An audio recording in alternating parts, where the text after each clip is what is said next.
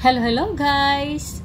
Gagawa tayo ngayon ng cake na 3 ingredients lang ang kailangan.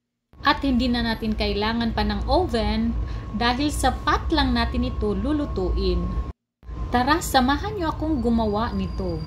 So ang uunahin natin ay ang ating pot. Lagyan lang natin ng butter at parchment paper. Pati sa gilid, lagyan din natin. So, pagkatapos, set aside muna natin. So, 4 ka-eggs yung gagamitin natin. I-separate natin yung egg yolk sa egg white.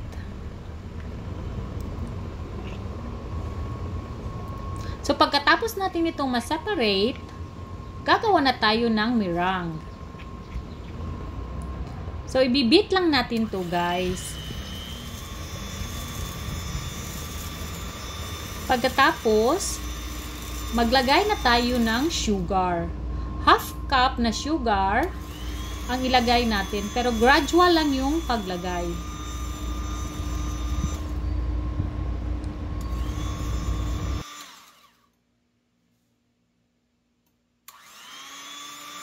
So, i-beat natin hanggang sa maging stiff na yung meringue. Parang ganito na siya guys. So, tapos, babatihin muna natin yung egg yolks. At lagyan ng konting meringue.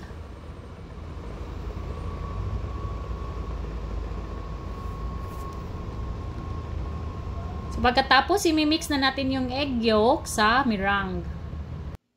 Paunti-unti pa rin yung paghahalo.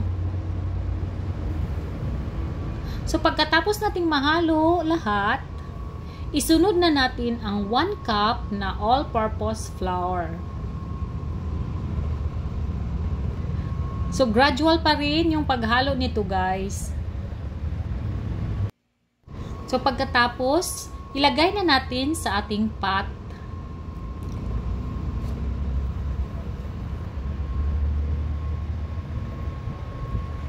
At takpan na natin. Pag yung takip nyo, guys, may butas, lagyan yun lang ng paper towel. Lulutuin na natin ito ng 1 oras sa mahina na apoy. After 45 minutes guys, buksan natin at punasan natin yung takip dahil sa may mamumuo yung mga tubig. Ayan. So, balik na natin, takpan na natin at hintayin natin maging 1 oras. So, after 1 hour, iti-test natin. So, ayan, wala nang dumikit. So, luto na to. Pag gusto mo, yung medyo brown yung top niya, baliktarin nyo lang at tutuin nyo ng mga 5 minutes.